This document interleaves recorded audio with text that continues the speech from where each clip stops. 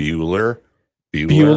It's still spinning. Let's see. Okay, now it's on. Now it says it's on. Good morning and welcome to the WSJM video live stream. This is the video live stream edition of the WSJM Morning Show. I'm Ken Lundberg. Mike Weibel's here. Here I am for the first Monday in March. You got the memo. First Monday in March, we wear our blue quarter zips. Right. What does that say? Gadfly? What's your logo say? No, it says Baird. Baird. Okay. Gadfly. We are here on this fine Monday morning, March Baird Private Wealth Management. March 2nd. 2900 South State Street. Thank you. March 2nd, 2026 is the date that we have here today. And Mike, he just got a new title this morning. I did. He did. I have decided to anoint him our official March Madness correspondent. Yep. For WSJM. I'm excited about it. We have absolutely no budget for this. Wait. We have very little airtime. Wow. I thought I was going to get a whole segment. No travel money, whatsoever. But you can follow it from your computer. It'll be great. If you'd like tickets to the Final Four, I just put them up on StubHub because I'm not being reimbursed. But whenever, so the brackets and the selection and all that kind of stuff, that happens what, mid-March? 15th. Beware the Ides of March. Right. So the 15th are the bracket choices. So then we will be ready to roll with our brackets on the 16th. Really? Yeah. We have like less than a day to figure this out? Yeah. Okay. Yeah. All right. Get on it. And then, like I said, we'll be competing against AI and against Witkowski. Okay, so Mike will have a bracket. I'll have a bracket. We've asked Brett to have a bracket. We'll go out and ask a couple others here at the station. See if Dave Wolf wants to get involved. And Johnny, see if Johnny's up to it. Yeah, anybody and everybody, and we'll talk about the results right here on the WSJM Morning Show. Anybody at the station. So we'll equal bracket. Mike will give us regular updates on that on Mondays and Fridays through the season, and we might even have a co-correspondent of Little Kenny. Oh, Little Kenny will help? Yeah. Little Kenny will have a bracket. He will. Oh, I like that. Maybe Little Kenny will do the AI bracket. Oh, I love that. Yeah, let's do that. Little Kenny's going to use AI. Yeah. Which AI will he use? I don't. We can't tell. Because there are a million out there. There are. I saw a social media post the other day that says if somebody asks, hey, do you use AI? And they ask you, what engine do you use? And you say ChatGPT, you're like, pff. Yeah. Pff. You're so. That's so pedantic. General. Yeah. Yeah. Anyway, one of my sons. Hi, Stuart. Good morning. One of my sons this morning was telling me that he and some of his colleagues were coding like crazy with AI. Actually, two of my sons were saying that. Sawyer as well. Both Sawyer and Stuart, and Sam. He's probably heads down coding as well. He just doesn't tell me. Right. But I mean, the coding power of AI, it makes everyone a computer programmer. Right.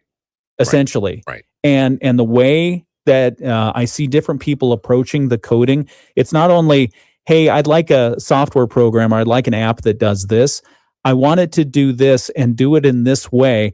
Oh, that's great, but I want it more refined. So can you give me the right prompt so I can come up with a refined program for that will do this? So, I mean, AI is not only doing the programming, it's also doing the prompting that you need to give it to come up with the outcome that you want. Right. That's incredible to me. It really is crazy. It's like, well, okay, tell me how to get 3 squares a day without getting out of bed. All right.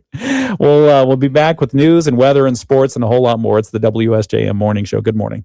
Causing quite the stir at Fashion Week in Milan when he entered the Prada runway show with presidential-style security, even though the long-rumored pairing of Prada with Meta's smart glasses did not happen. This is ABC News. Offer not valid in all states or prohibited by law. Loans are subject to lender approval. See website for details. Honey, our credit card bill came and it's higher than last month. How? We haven't charged anything. Paying the minimum isn't enough. It will keep getting higher until we take control. We need to go to 47fastcash.com. With our bad credit? 47fastcash.com can help any credit type get approved for up to $5,000 in minutes. Take control and get the money you need at 47fastcash.com. 47fastcash.com. WSJM News Now. Team coverage from the WSJM Newsroom on News Talk Sports 94.9 WSJM. It's 22 degrees in St. Joseph right now. Partly cloudy skies. 21 in Benton Harbor. The feels like temperature outside. It's a little chilly yet to start the day. 10 degrees. is what it feels like 10 outside. degrees. So it's crisp outside, but Sounds very Monday, doesn't it? today is going to be It's Monday, 10 degrees. the best weather Monday of March so far. Yes, it is. And it's just going to get better. Better and better and better. Partly sunny and cool skies, partly sunny skies, cool temperatures today, high around 42 degrees. And we'll go up from here as far as temperatures go. Yes, we will. We're going to go, in fact, spoiler alert, Friday, 64 degrees is what they're thinking for the high. 64 degrees.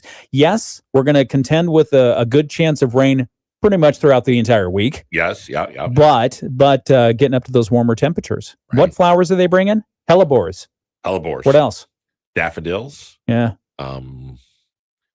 Spiro Agnus. Yeah. So that's why you're Spiro Agnus.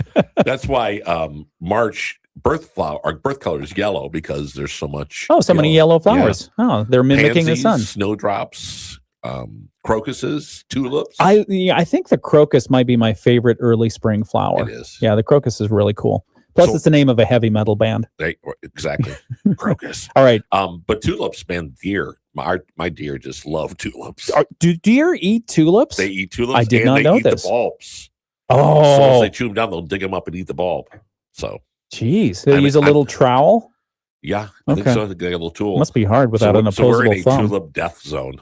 Okay. Forecast for tonight. So today we'll get partly sunny skies. Yeah. No precipitation expected today, a high of 42 degrees. Right. Tonight's forecast, partly cloudy skies, a low of 30.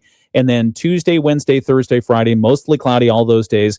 Rain likely. But the temperature, the good news is the temperatures will be in the lower to mid 40s on the early part of the week, getting up to, like I say, 50, 55, 64 degrees on Friday.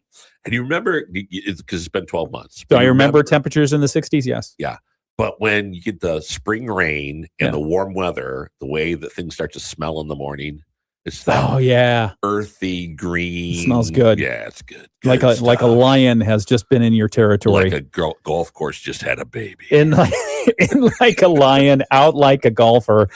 All right, we'll check more of that here in a few moments. Some of the news from the WSJM. What did you say? The birth of a golfer? No, I said like a golf course just had a baby. Oh, okay. Something like that. Yeah. Anyway. All right. News from the WSJM newsroom. Firefighters in Lincoln Charter Township responding to a reported apartment fire yesterday at the Fountain View Village Apartments in Stevensville. That's off Red Arrow Highway.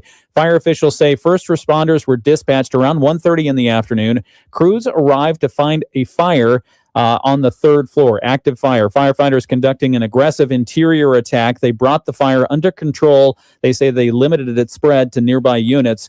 The apartment where the fire started sustained extensive damage, especially in the kitchen area. Neighboring units experienced smoke damage and some water damage from suppression efforts. No serious injuries reported. So that's the good news there. Other news, Democrat activists planning a rally in Niles later this week to send a message, what they call a message of support, to scientists, teachers, and healthcare workers. Organizers say the Stand Up for Science rally will be held in conjunction with similar events around the country. Naomi Ludman is the organizer of the Niles rally. She says the rally is needed because, she says, misinformation has gone mainstream. While there's this sort of climate right now to just trust science, to do away with medical trials, clinical trials on all kinds of research. There's anti-vaccine commotion across the United States. So this is an effort for us as everyday citizens to say, we recognize the role of science in our lives and we want to stand up for science.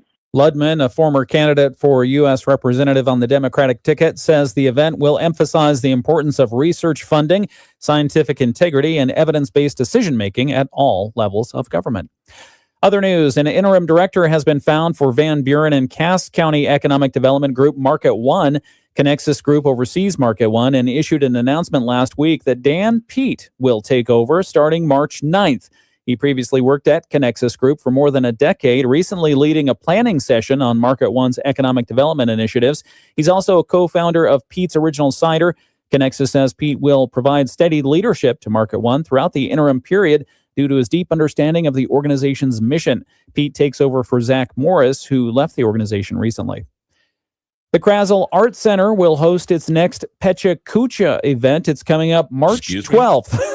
see a doctor about that. Yeah. March 12th at the Box Factory for the Arts. The thing for the science. Pecha Kucha is very good. It's the Grazzle's Jamie Balkin says the format features brief presentations focused on storytelling. Pecha Kucha is a unique way of telling a story and a presentation style. It is 20 slides, 20 seconds per slide. So you tell your story in 6 minutes and 40 seconds. Balkin says 8 to 10 speakers are expected at this event. The stories can be a variety. They can be about a life experience. They can be about a trip. We've done some that were like improv and random slides where somebody puts them together and then the presenter has to talk about whatever's on the slide. You know, so you say 6 minutes, 40 seconds to get a presentation out, and you've got so many slides, and you've got to do 20 seconds per slide. That's good training. It is good training. If you want to be a public speaker. Oh, and be aware, if there's a rash, you need to see a medical physician. You stop that. So the Pecha Kucha event begins at 7 p.m. It's going to happen at the Box Factory. Doors will open at 6:30 p.m. Again, that's March 12th. Are you at the Box? My Pecha Kucha's back brought up again. At the Box Factory. Right. One other, a Michigan lawmaker is seeking a temporary halt on any new data center construction in Michigan. Oh? Yeah, State Representative Jennifer Wartz is introducing legislation to pause approvals until April of 2027, saying residents need more time to voice their concerns. She points to a proposed data center in Saline Township that could use 1,400 megawatts of electricity. She says that's roughly enough to power 1 million homes. And you got to take some more time to think about how these things are constructed and what the impact's going to be on the surrounding communities. Oh, well. So we'll see where that legislation goes. Right. Other news is coming up. We've got 7:12 on the clock. It's the WSJM Morning Show. I'm Ken Lundberg. Mike Weibel is here with me. We've got sports. We've got the video live stream. We'll continue on the video live stream right now. Sports with Dave Wolf here on the radio.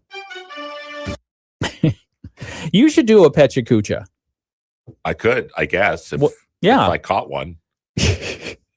No, because what it basically means is like little talk, right? Yeah. Isn't that the literal translation here? Let's look up the literal translation. I want to be correct. Pecha literal Kucha.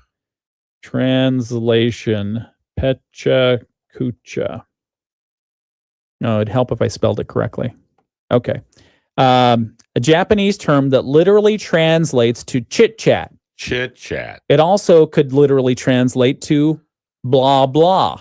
Okay. Well, believe it or not. Go. Blah, blah. Or the sound of conversation. It refers to a onomatopoeic phrase for lively, chattering talk. Onomatopoeia. It's a presentation format created in 2003, 20 slides, 20 seconds each. Get in, get it done. You know, the United States military loves PowerPoint presentations. Yeah. Basically, if ever you're, let's say, a member of Congress and you visit a military installation to kind of understand what's happening there, you will be treated to a PowerPoint presentation. Well, of course. And oh my gosh, those things, if you ever have trouble sleeping, this thing can put you to sleep like that. So it seems like good training for people who have to give a lot of presentations. Yeah. Yeah, I would think so. Thinking on your feet, keep moving. Stuff like that. Have a predetermined message. Right. Before you go forward. Let's see what else. Were you surprised at the Iran attack? No. Because what I'd heard prior to all this was, even though we were supposedly concerned about the economic protesters and whatnot, the reality was that it was predetermined that when Iran got to a point of enrichment of uranium, that at some point we would strike. And the last thing I heard is they were a week out from getting to a point of creating weapons. So, well, that goes directly counter to what happened last year, where we supposedly obliterated their nuclear uranium enrichment stuff at 3 different sites. Right. Well, from what I saw, there was one where they showed what we did as far as blowing up a site. Three sites. Yeah, well, the site that they were showing from satellite. Okay. And then the buildings that they did not rebuild, but they were tents now that they put over temporarily so you couldn't see what they were doing. And they believed that they just had gone right back in and they said they also thought they converted another non-uranium site into uranium. So Yeah, there was another report. And look, we're going to get a lot of we're going to get a lot of information and a lot of piku chiku misinformation about it as well. There's hey, we got to get back on the radio. It's WSJM Morning Show. 94.9 WSJM. 7:15 Monday, March 2nd, 2026. I'm Ken Lundberg. Mike Weibel here with me. We were just talking about the finer points of evaporators. Right? Moisture evaporators. I'm telling you. No, we like weren't. It. That's a line from the original Star Wars. Oh. That's where the aunt and uncle of Luke Skywalker are looking at droids. Oh, yeah. And they want to know if it speaks, I don't know, Bocce or something like that. Mm. And, he might know the language of finer evaporators or moisture evaporator. Anyway, we digress. And we're also talking about Iran because Iran has really been on our radar ever since the Ayatollah Khomeini did a revolution back in the late 70s. Yeah. Threw the Shah of Iran out. And in fact, the son of the Shah, who was deposed at that time, is potentially, he's being looked at as one of the potential leaders for a transformed Iran. Right. Is it surprising to you at how quickly the U.S. military can go in and just do these things and very decisive outcomes are already being seen? No, because I think we just are, especially when you look at countries like that, we're just such a overwhelmingly wealthy military that when we go big. Yeah, I mean, because you think about what happened in Venezuela with Nicolas Maduro. Right. That was we're in, the operation is there, it's done, it's successful, we're out. Right. And now, I mean, obviously the follow-on questions are what's happening there, right? Because everyone's focused on Iran in the Middle East. Are we getting the oil that we thought we were going to get? Are they going to get democracy? Are we pushing for that? Right. That kind of stuff. But then you think about Iran and the decisive outcomes. They basically bombed the leadership out of existence. Right. And they had been following the Ayatollah Khomeini for many months, if not longer. Let's take a quick look at that. The Iranian supreme leader, Ali Khamenei, killed early Saturday morning by a precise, large-scale joint U.S.-Israeli operation, targeted his office compound in central Tehran. That's according to statements from the Trump administration, Israeli officials, and Israeli Defense Forces. Israeli Air Force jets targeted the compound based on IDF intelligence. Israeli officials said that Khamenei's routines and whereabouts had been tracked for months by the U.S. CIA, which learned that the supreme leader would be meeting in Tehran on Saturday with other top officials. It's like buy one, get one kind of sale going on. The United States had high confidence, according to this official, in that intelligence, and the attack was shifted to its eventual timing on Saturday morning. They hadn't planned on going in this early. They were ready to go in, but the timing was not yet set. But when they found out that this meeting of all these top leaders and the Ayatollah Khomeini was happening at this location, they were like, I'll go. Yeah, we got to go. Buy one, get one. Exactly. Excuse me. Details of the CIA's involvement. Trump confirmed the U.S. involvement in Khamenei's killing in a post on social media on Saturday. He was unable to avoid our intelligence and our highly sophisticated tracking systems and working closely with Israel. There's not a thing that he or other leaders that have been killed could do at that point. Thousands of Iranians taking to the streets of Tehran on Sunday to mourn the Khomeini and call for revenge. Now, a lot of reports are coming out saying those were government-structured protests. Right. We saw on the streets in Los Angeles a protest supporting what the U.S. had done in Iran and calling for regime change there, celebrating the Khomeini's death. Iranian President Masoud Pezeshkian said Khomeini was martyred at the hands of the most wicked villains in the world. That's us, apparently, and claimed bloodshed and revenge will happen. Let's see, what else do we have here? Yeah, that's about it on that one. So Russia couldn't keep quiet on this. Russia on Saturday condemning the U.S. Israeli strikes as a pre-planned and unprovoked act of armed aggression against a sovereign and independent UN member state. Takes one Now, to know wait one. a second. Yeah. I mean, isn't there that's right. We're now 4 years into Russia, Ukraine. Right. Okay. Yeah. In a statement posted to Telegram, the foreign ministry accused Washington and Tel Aviv of hiding behind concerns about Iran's nuclear program while actually pursuing regime change. Yeah. Russia, by the way, has emerged as a key trade partner and supplier of weapons and weapons technology to Iran. So they're a customer, basically, which has faced a lot of international sanctions of recent. Though Russia's foreign ministry was quick to condemn the U.S.-Israeli attacks, the Kremlin likely is going to carefully assess any kind of further response and see how that affects its relationship with Washington. So, Russia. Don't you think some of the stuff on this national stage like this, there's a lot of, drama that probably is very staged, very much like, hey, we oppose, we totally disagree with getting it out there so that you can say you got it out there. Right. And then say, we think this was a horrible thing against humanity. And you're like, do you? Oh, no, we're doing the same thing. We're good. Yeah. No, I think you've got a point there. I mean, part of it too, I mean, look, we're not immune to that. I was looking at the statements from our local lawmakers, the federal lawmakers who are from our area locally. Right, so you've got Congressman Bill Huizenga, Congressman Tim Walberg, and then on the other side of the Capitol, you've got Senators Alyssa Slotkin and Gary Peters. And looking for the level of support in their statements, to me was kind of interesting. So here's what Congressman Bill Huizenga said. He said, the Iranian regime cannot obtain nuclear weapons or the delivery systems capable of striking the United States or our assets around the world. Who argues with that? Right. Nobody. Yeah. Congressman Tim Walberg, President Trump sought repeatedly to make a deal with the Iranian regime, which has continued to be a destabilizing force in the Middle East. Declarative statement. Right. Who can argue with that? What those two statements said, well, and let me add this. Tim Walberg also said the president announced a decisive and strategic operation to restore peace through strength. Again, very factual. Right. The president did this, but there's no, I fully support this action statement in either of those statements. So I thought that was interesting.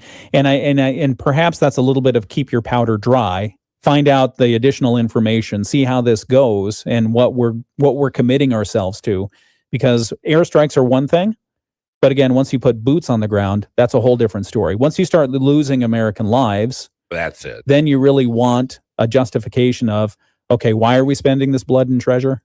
Primarily the blood. And I think that's one of the things with Venezuela is when we went in and out, and basically it was pretty much a sterile surgical operation. A pecha kucha, if you will. Right. People were like, oh, well.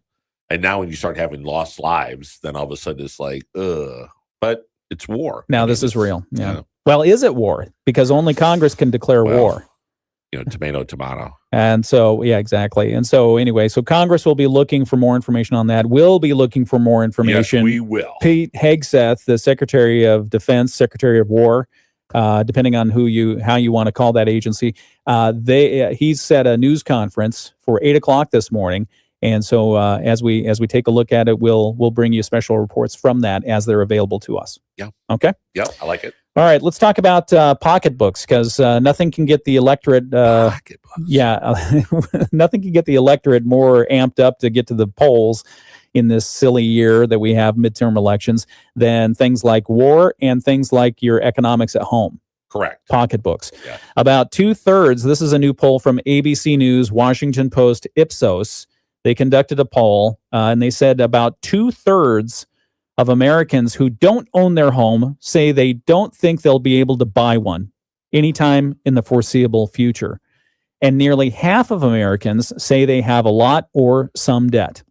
More than half of Americans say healthcare, taking a week-long vacation, or buying a new car, unaffordable. Yeah. Unaffordable. Healthcare, vacation, or a new car. So can't buy a house, can't buy healthcare, can't buy a new car, can't go on vacation. Right. Yeah, as previously reported, Americans negative on the economy, even if feelings are tempering slightly, because we've seen mortgage rates move into a better direction. Nearly half say it's gotten worse over the last year.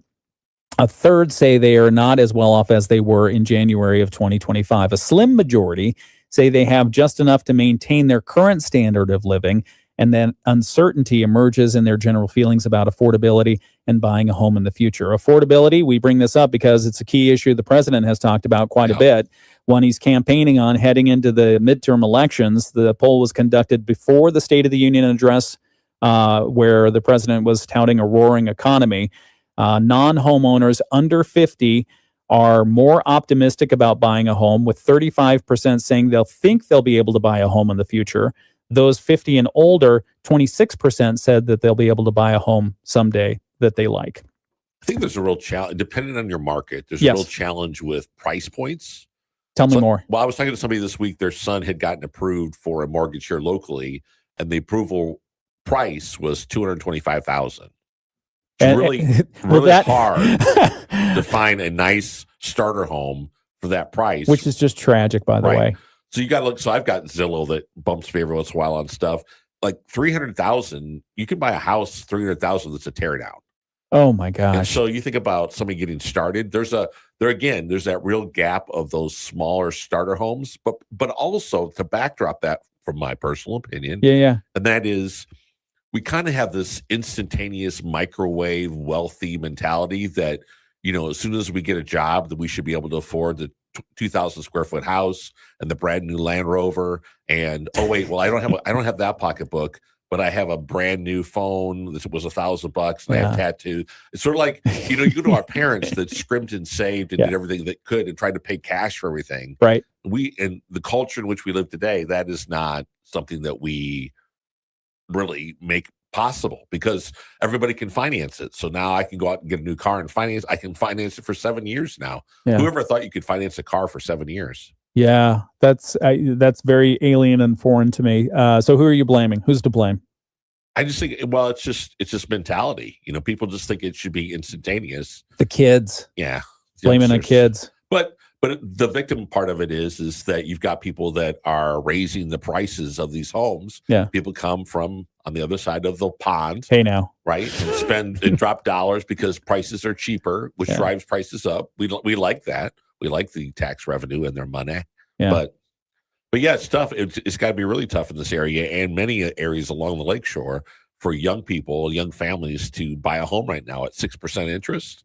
That's going to be steep. Yeah, you make very good points there. And again, if you think about a starter home being somewhere north of $300,000-$400,000, right? To me, that's too daunting of a commitment for to ask a young person in their 20s or early 30s to make. And especially if they're carrying $40,000, $50,000, $60,000 of student loan already. Yeah. That's how do you do that? They're going to the inexpensive college. Right. No, exactly. Republicans are more optimistic than Democrats or independents in the poll on future home ownership. 41% of Republicans who are not homeowners say they will be able to buy a home in the foreseeable future. That's compared to 33% of independents and 27% of Democrats.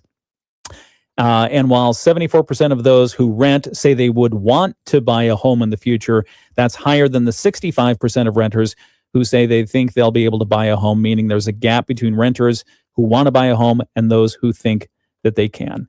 Let's see on the cars, and then we'll leave it at that. Majority of Americans say a new car, 74%, a week-long vacation, 60%, and healthcare, 56%, are unaffordable for their households. I mean, especially if you look at the price of a new car these days. I'm just, again, astounded, not only at the price of what we mentioned as far as like starter homes, right, or tear downs, but the new car. I mean, if you're looking at to replace what you have today starts north of $50,000 or $60,000. Right. It's like, well, my parents bought their first house for $55,000. Exactly. I mean, it didn't have wheels, but it was nice.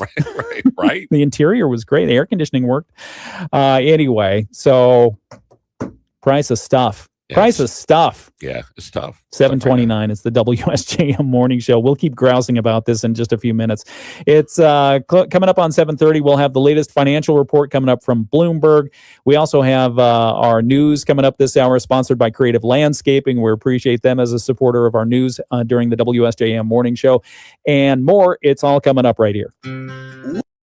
I mean, my parents, they bought their first brick house. This is the third residence I remember living in. The first one was a rental. The second one they built from scratch out in Idaho somewhere. The third house they bought was for $55,000 and was established ranch. It was brick. It had a big old garage in the back that I ran my skateboard into and put a hole in the fiberglass door. Nice. That my dad made me repair. Yep. It was never the same. And then we had a garden out back that had the most luscious tomatoes. You know why? Why? Because that's where we buried the dog poop. Yeah. Well, $55,000 for that beautiful little piece of land. Had an alley out back where you put the garbage. He sold it for $80,000. I think the asking price for that house now is like somewhere between $200,000 and $300,000. It's a little farming community, right? But it's just the cost of homes. Yeah, it's got to be daunting. Yeah, you know, and I know salaries have gone up and the kids are making a ton of money, but are they making a ton of money? It's at jobs here in our region. That's the question. And they're not, and they but the house prices would seem to support if they were. Right. But they're not. No. So anyway, so therefore we have the influx of cash coming in from other areas, right. People who want to invest in our beautiful area. All right, we get off the soapbox. John Hawkins says good morning. Diane says good morning. Bill already said good morning. I saw Bill was posting on social media this weekend. He had his cool looking red race car. Oh, nice. And he was down in Niles tearing the carpet up. So cool. What else? You have a good weekend? I did have a good weekend. What'd you do? Anything fun? We had some family come in on Sunday to visit my father-in-law, who is going to be, it's March. He's going to be 101. Nick? Yep. He'll be 101 this month. So. Wow.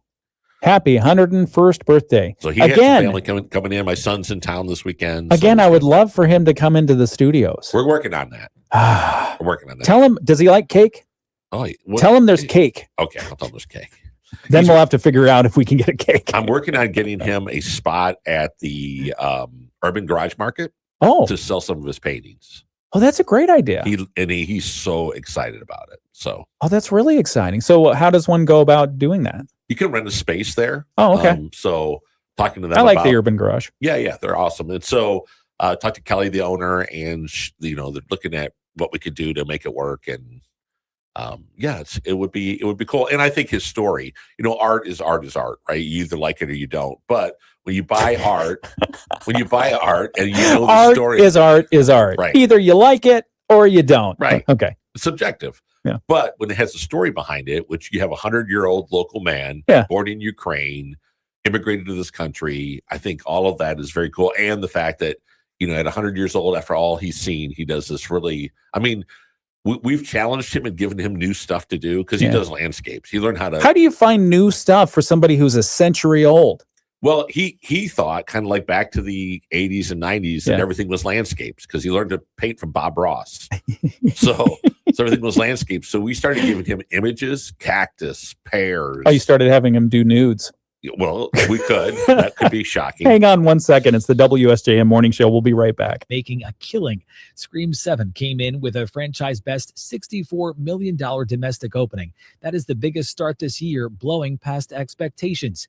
It has been a so far sluggish 2026 at the box office. Matt Piper, Bloomberg Radio.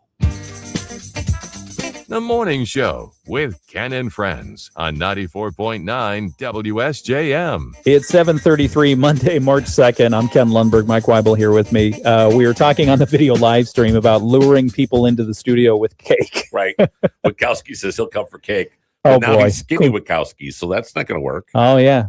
We'll give him a calorie-free cake or something like that. Gluten-free. No, your father-in-law is going to turn 101 this month. 101, yep. That's fantastic. And just sailing through it. It's not like he's like do your impression of someone who's not sailing through life. Very nice, thank you. But he is he is taking names and just keeps going every day with good for him. New stuff, painting up a storm. Again, open invitation for him. And if you need to bribe him with cake, feel free. But then bring cake. Okay. Temperature outside right now. Let's see. At 7:34, we've got 22 degrees in St. Joseph, 21 in Benton Harbor, 21 degrees in South Haven. It's 20 out in Dowagiac. It's 20 in Niles, 21 in Buchanan. Some clouds moving in. We do expect, however, partly sunny skies today. Cool temperatures, a high around 42 degrees. Tonight's forecast, partly cloudy skies, low around 30. And then get your galoshes and your raincoat out for the rest of the week. Yeah. Sorry about that. They're calling it an atmospheric fire hose or something like that. Yeah. Somebody turned on the water. Tuesday, Wednesday, Thursday, Friday. Let's see about Saturday. Saturday as well. There rain likely in our area. So mostly cloudy, rain likely on Tuesday, Wednesday, Thursday, Friday, maybe into Saturday. But the temperatures moderating and getting warmer. A high of 45 on Tuesday, 50 on Wednesday, 55 on Thursday. Do I hear 60? Do I hear 64? Give me 64 degrees for a high expected on Friday. So warmer temperatures. So get out there and enjoy it during the respites of rain. And we'd also like you to become a remote reporter for spring flowers. So when you see a flower, say, hey, I saw a daffodil, I saw a pansy, I saw a whatever. Like Romper Room. We can do our Romper Room. Just come to the video live stream and comment there. Take a picture, send I to us on see Facebook. crocus. Yeah. I see daffodil. I see Lenten roses. I see the fox eating another bunny rabbit. Oh, yeah. Okay. Nope. children look Don't away. want to see that. Don't want to see that. 7:36. We've got more news coming up from ABC right now. News is next. Brought to you by Creative Landscaping and Design.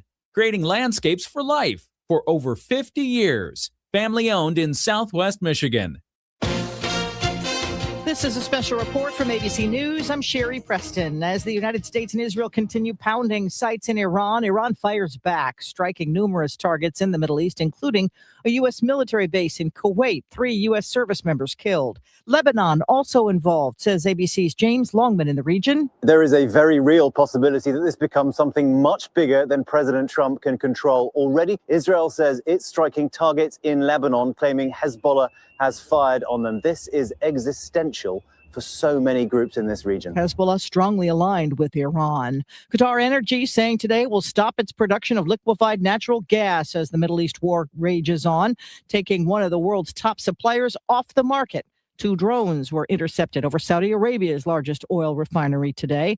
The price of oil spiking overnight, and Dow futures have been sliding all night long as traders worry about the cost of oil and uncertainty in the Middle East. This is ABC News.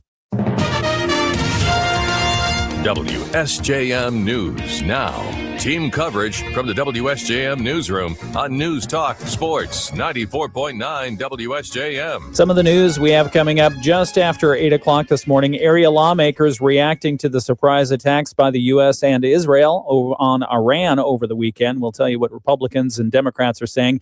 Generally, summing it up, Republicans are carefully supportive, Democrats largely critical and looking for more information. More information likely to come through the Pentagon this morning. A press briefing is set for 8 o'clock. Other news, the Berrien County Sheriff's Office facing a legal review. 2 longtime employees of the department are suing, alleging they were denied promotions because they are male. We'll talk about that. And then also cleanup efforts along Ox Creek in Benton Harbor could soon expand. So we'll give you those stories and more coming up just after 8 o'clock right here on the WSJM Morning Show. It's 7:38. Sports coming up next after a look at state news. The mission. I want to thank again Creative Landscaping for sponsoring the 7:30 news look. Yeah, that's we pretty cool. appreciate that. Yeah. So I bet you they're excited about daffodils and crocuses. Absolutely. Oh man, I don't know what it is about the crocus. I don't know if it's the first thing because it's the first flower of spring, or if it's because they're named a heavy metal band named this one after them. But you see the crocus out there, and you go, "Yeah, right. Life is here." I wonder why you would name a heavy metal band Crocus and not like Pansy. I don't know. I don't either. Go figure. Right. Welcome to Pansy. I know. At the I don't know, at the Creative Landscaping Stadium, it's Pansy. Oh. Yeah. No. Anyway. Pansy. I'm sorry. While we were queuing up the ABC News and listening to it. Y'all are a bunch of pansies. Exactly. Who's a pansy? We are. Yeah. Oh boy. Clip that. Yeah. Let's see, what else do we have? The during the break, when we were doing news, Mike was showing me Nick's his father-in-law, who's turning 101 this month. Yeah. Showed me the paintings. Those are great. Aren't He's they? very talented. He is. He surprises you. Like when you give him stuff to just random stuff like that, and he's like, "I try." And you're like, when did he start painting? he started started painting when he turned 65. So 40 some years ago. So when he turned 65, when most people are going, downhill, I can start coasting now. Maybe I'll go fishing. Maybe I'll, take up a new hobby. He took up a new hobby. He did. So he was retired. He retired at 65. Didn't know what he wanted to do. I guess was from what I understood, just sit there in front of the TV, and then ran into Bob Ross on PBS. Went out and bought some canvases. Yeah, and started painting. And Bob Ross, I mean, talk about an American treasure. Just to watch him paint, it's like the original ASMR. Right. Oh, pretty little trees. Exactly. Oh, look at that funny little Some stream. happy little clouds. Yeah, happy clouds. Yeah. But yeah, so he kind of cut his teeth, I guess, on painting with Bob Ross, and he kind of gets in these. Like we've got, I don't know how many different lighthouse paintings he's got on his side, probably 45, 50 paintings that he's done over the years that are his babies, the first ones. And then he'll make copies for people. Oh. But we try to get him to expand sometime. Sometimes it goes well, sometimes it doesn't. But the kids actually got him into doing some like abstract still lifes. Oh. And he is just like tearing it up. I mean, I'm so impressed. I would request that you get some Rembrandt or some Picassos and have him copy those. Could be good. Let's see how accurate he can be. Right.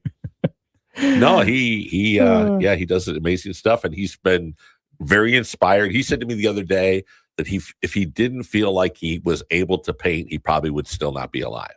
Aw. Because he said it gives him something to think about, something to do. He enjoys it. Yeah. So he said, if I was just sitting for the TV, he said, I probably would not be alive. And I said, no, TV would have quit working and you would have started becoming a TV repairman, and now you would have had a TV repair shop. That's what you would have done. But he's handy as well. Doesn't he make little figures? Or didn't he does he still do this? Still makes little figures out of electrical wire. Okay. Like stick figures. Yeah. Yeah. Like he'll do, now he's been doing animals. So he does giraffes and horses and stuff like that out of wire. That's neat. Yeah.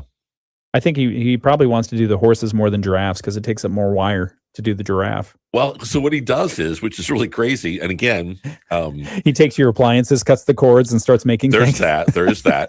But he'll take like a 2x4 and then he'll put nails in, and then he'll make himself a little template once he makes an original. And then so that he can bend them so that he starts kicking off giraffes like he's in mass production. That's fun. So if you're in the family right now and you don't have a giraffe, you're questionable lineage because everybody has a giraffe. If you don't have a giraffe, you may want to, okay. Right. Let's see. We've got to do the Moody on the Market update here in just a couple of moments. One thing we did talk about earlier that I would like to mention, because it is March. Yeah. Is this is the peak or near peak time for steelhead in the river. Ooh. Okay. Talk. So it just, people say, well, fishing, like we do there's a lot of charter boat captains, but this is peak time for jig fishing for steelhead in the river. And then also it kicks off coho and brown trout in around the lakeshore and in the harbor. The water temperatures heating up, fishing is going to start heating up. And so if you thought to yourself, springtime, golf course is not open, what could I do? You could charter a fishing trip and do really well right now. Oh, very nice. Or you can just wade into the water with your favorite waders. So there's a guy, I've seen him twice now, 2 different seasons on Silver Beach, fishing off the shore. Yeah. And the one time I was walking my dog, went by him, and when I came back, he was bringing in a really nice trout. Yeah. And I was like, hey, that's pretty awesome. Yeah. And he goes, I've been here for 2 hours without a bite. He goes, you walked by with your dog. He goes, can you go down and back with your dog again? But no, he's just waded out in the surf fishing for fish and does really well. So that's awesome. Yeah, it's kind of fun. See, does he use like a ocean rig to get out far out? It wasn't, no. Because you want to hit a shelf, I think. It was a bigger pole, but not like an ocean rig that big. But he was spawn sacks that he threw out on there with little gold hooks. Yeah, it was pretty cool. Huh. Okay. All right. So Back in a moment. That's going on. Back in a moment. It's the WSJM Morning Show. Who get it done? Mostly sunny skies today. We're still looking at a pretty chilly day. Winds will stay light, but we end up at 42 this afternoon. Overnight tonight, back below freezing down to 30, with partly cloudy skies in the evening, becoming mostly cloudy overnight. And then a chance of rain by tomorrow morning, scattered showers during the day with a high of 45. We'll see rain chances for the rest of the week. I'm Chief Meteorologist Carrie Peugeot. The Morning Show with Ken and Friends on 94.9 WSJM. 7:45, just 15 minutes away from 8 o'clock. We'll have the latest world and national news from ABC. We'll also be monitoring the Department of Defense, Department of War, whatever you call that. Pete Hegseth is supposed to have a news conference from the Pentagon talking about the U.S. strikes on Iran over the weekend. So we'll talk about that. We've got our Moody on the Market update coming up in just a moment. But first off, if you are in the market for a car, maybe you will have quite the color selection to choose from. Mike Weibel has done some in-depth research on colors of cars. What's going on? So, when you think about buying a car, obviously you want something that you like, but also when you think about reselling it or trading it in, that color makes a difference based on what other people are wanting to buy. Do you care what color it is for the next person? I care about what color it is for me. True. Keep going. Sorry. But if you pick a really stupid color, you might have a hard way to unload it. I've seen some of those out there. I have too. Not going to name colors, but. So the number one, this is not new, but the number one, which seems to be slightly declining coming into this year, is white. 31% of cars sold in the U.S. are white.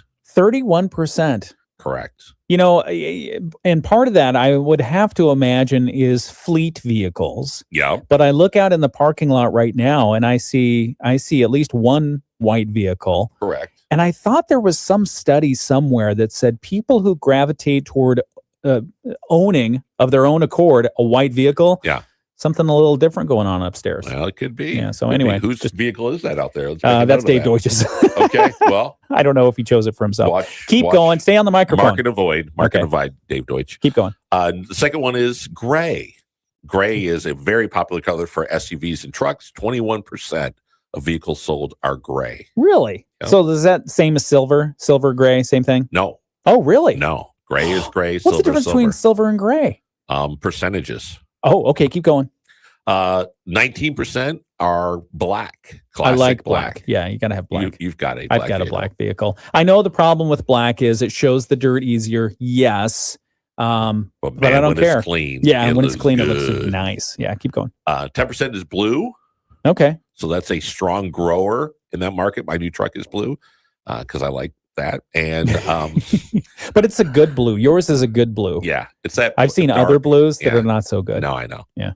8% silver, which is again not gray, but not white. I wonder if the difference is it has like the little sparkly flecks in it or something. So that's a thing that kind of is makes things a little bit odd. So like white is going down, but they say the ghost color white, which is what they call pearl. Pearlescent. Yeah, pearl is actually growing. So that different finish of that color is actually causing things to kind of whack around. Tricky little automakers. 7% red, 2% green, and 2% other are the so you think about the little red sports car. Yeah. I guess 7% of all the cars are red. I've seen some really cool color reds lately, but one thing I don't like is like those, like the red trucks that are like fire engine red. No. Nah, it's not my Look thing. too official or something? I don't know. It's just, yeah. Make you angry? Make you want to you tap your hoof on the ground and chase after it? Right. Okay. That's interesting. That's interesting. So give us the rundown again. It's white. Then white is 31%. No, I don't need the percentages. Just second number is gray. one. Okay. Then black. White, gray, black, blue. Blue, silver. Huh. White, Those are the gray. tops. That's interesting. Yeah. How do you feel about the Play-Doh colors that are out there? Yeah, I realize that is so. I was in Chicago from couple December Yeah. with my kids, and they were like, "Oh, look at that car," and I'm like, "That is an ugly color." And I didn't say it because that's what they like. So Right. I'm like, "Oh yeah, you like that? Yeah." But yeah, that Play-Doh, earthy kind of Yeah. yeah. Not doing it for you? No. I like it. Yeah. Yeah, I like it. I don't know what it depends on the color though. It Yeah, will very depend much on the so. color. If it's an earthy thing and it looks like Play-Doh, yeah, I kind of like it. But Right. if it's orange, I'm thinking, There's then, like a taupey color that I saw that's kind of what's popular. taupe? Like purplish, No, reddish? taupe is like beige, Oh, like a beigey brownie kind of. Oh. So it's a taupey color, which was like, oh, I don't know about like that. phlegm? Yeah, a little bit funny. Okay. But then I saw one in an SUV with like black trim, and I was like, well, that's kind of sharp. And then there was one that had that pearl finish to it. Oh That yeah. was really cool. It was really different, which I thought was, again, if you want a car that sticks out, because they say, in the United States, cars tend to be a reflection of our personality. Absolutely, right? yeah. So if you want to be a little bedazzled and different, I guess pearlized taupe might be just the color you're looking for. In unrelated news, Grand Theft Auto 6 comes out later There this you year. go. There you go. All right, 7:50. You can customize your car any color you want. 7:50. It's 10 minutes before 8 o'clock. We've got the Moody on the Market update. Let's do that right now. Moody on the Market update is brought to you by Insurance Management Service. Call IMS today. They are your local auto owners insurance agency in St. Joseph and in Niles.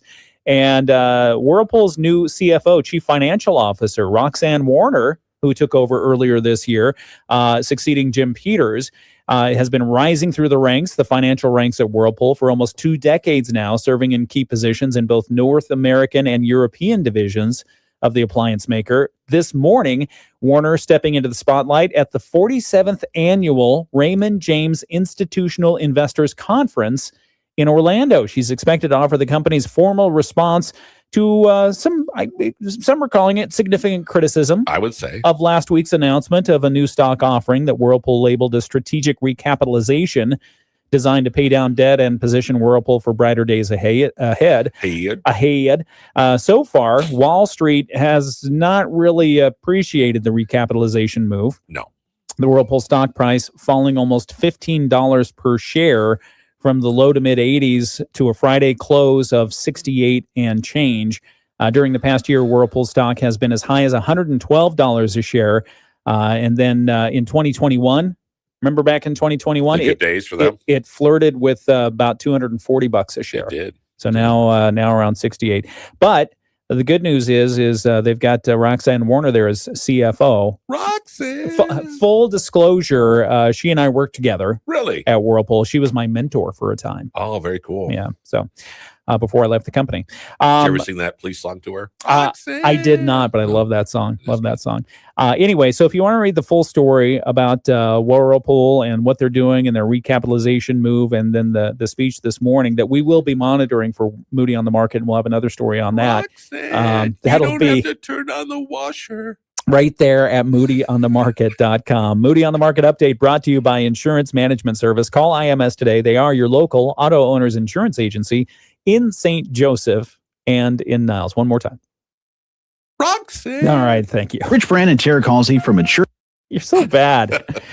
All right. Back on the video live stream here. No, she's a great individual. Very awesome. Yeah, very good person. And so tough job. She earning her money right now. I would say. Oof. Right. Yeah. We had the story also about, I think it's David Tepper. Yeah. David Tepper releasing a letter last week. David Tepper, if you don't know who he is, he's basically a hedge fund manager of Appaloosa Management, billionaire. Yeah. A billionaire. He wrote a letter to the Whirlpool board of directors, basically accusing Whirlpool management of destroying shareholder value over years, and said the stock equity issuance was unnecessarily dilutive to shareholders and carried out at a cost of capital above 10% of what they owe. Oh. Yeah, 10%, despite cheaper available debt markets. And so that letter drawing a lot of attention. He was interviewed by CNBC. It was very interesting. We received a comment from the folks at Whirlpool talking about it. They basically said, the Whirlpool board of directors and management team value input from their shareholders. They say their board of directors regularly evaluates opportunities to maximize value and are committed to acting in the best interest of shareholders, customers, and employees.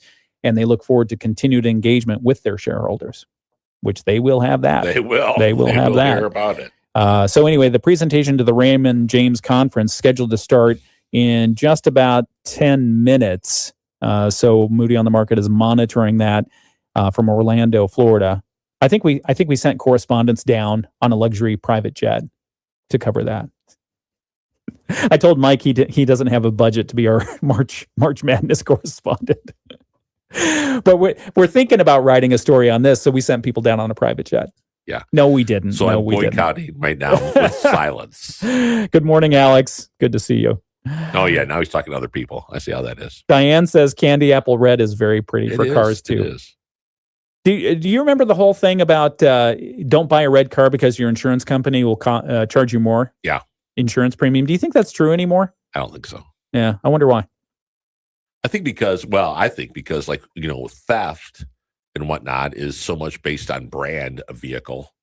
Well, theft is a good one, but I'd like to think that the actuarial calculator people have more to base your insurance premium off of than just the color of your car. You would hope. Just because I like the color red doesn't mean I'm going to drive like a bat out of Hades. But I might. You might. I might. Okay. But here in Michigan, it doesn't matter because we basically look at all the insurance premiums and say, let's pay the highest ever. That's right. Because you know what? That's the kind of people we are. So the cars that are most generally stolen are the Kia, the Hyundai, and the Honda models. Huh. So it's due to specific security vulnerabilities. Specific vulnerabilities, Yeah. but also aren't they the most mass-produced vehicles out there? That probably helps. That probably helps as well. All right, we'll be right back. It's the WSJM Morning Show. Nice and quiet, and the price was an excellent price. So yes, I do. I recommend Scott McGee. Yeah, good people. Feel at ease with McGee's. Your local Bryan Factory authorized dealer. From the Pat Moody Studios, this is WSJM FM Benton Harbor, St. Joseph, a product of Midwest Family Marketing and Media. Proudly serving our community. The Morning Show with Ken Lundberg on WSJM. I see sunshine. Oh. I see more sunshine. Oh. I see additional sunshine. Well, good morning, sunshine. It's the WSJM. Sunshine. It's the Time to get up. WSJM Morning Show. We've got 22 degrees and partly cloudy skies out in Benton Harbor, St. Joseph, South Haven, New Buffalo, Buchanan. 20, 21, 22 degrees outside right now. We've got Friday to look forward to because the high is predicted to be around 64 degrees. Oh, it's going to be so nice. But we've got rain for the most of the week. It'll be moist, but enjoy the sunshine today. Yes. Let's see. The president talking about Cuba a little bit. I know we've been focused on Iran, and in fact, we'll get the latest world and national news here in just a moment from ABC on that. But President Donald Trump said there could be a friendly takeover of Cuba. Really? That's what he said. Friendly to who? Exactly. Though he didn't go into specifics, he took questions from reporters late last week as he was departing the White House. The comment came after being asked about a deadly confrontation off the coast of Cuba that happened last Wednesday, where Cuban officials said people on a U.S. registered speedboat fired upon Cuban border troops in an alleged attempt to carry out an infiltration for terrorist purposes. Do you think at all, what if this was like a CIA operation, CIA-backed operation, to kind of get people to look at what's happening over here? Could be, yeah. Because Cuba's part of that axis America's of evil. At Cuba, they're not looking at Iran. I guess we are looking at Yeah. So anyway, you think about that. And if you're so Cuba is going through a situation right now because we have an oil embargo basically on them. Venezuela, we already know what we did there. Iran, we know what we're doing there currently. Correct. Let's see. So who does that leave as far as the axis of evil goes? North Korea, right? Yeah. China. From North Korea in a while. Yeah. So is North Korea going to behave themselves? Are we thinking about doing something there? I think with the current climate, nobody's wanting to stick their hand up and be like, "Ooh, look at us next." Well, you think about all the failed missile tests that they do. Yeah. And if part of the reasoning, if part of the logic of why we decided to go into Iran now is not only were they working on their uranium enrichment program, but they have vehicles that could fire missiles that could reach the United States. Right. At least that apparently is the claim that has been disputed by the intelligence committee or intelligence communities. North Korea, They might even be closer. Shoot, bang. Shoot, bang. Yeah. Yeah. Actually, it's usually shoot, blub, blub, blub, because they go into the water. Oh. Yeah, they don't go very far. Blub, blub. North Korea, they haven't figured out the rockets yet. Right. Anyway, so the president was asked what he thought a boat was doing in Cuba, and if you believe the Cuban government's telling of events, the Trump responded, the Cuban government is talking with us. They're in a big deal of trouble. As you know, they have no money. They don't have anything right now, but they're talking with us. Maybe we'll have a friendly takeover of Cuba. So kind of an off-the-cuff comment. Right. The president said we could very well end up with having a friendly takeover of Cuba. But Marco Rubio, the Secretary of State, is dealing with Cuba at a very high level. Like, hey, so now we have Cuba. So Greenland, we'll trade you Cuba. Good morning. It's 8 o'clock. From ABC News, I'm Sherry Preston.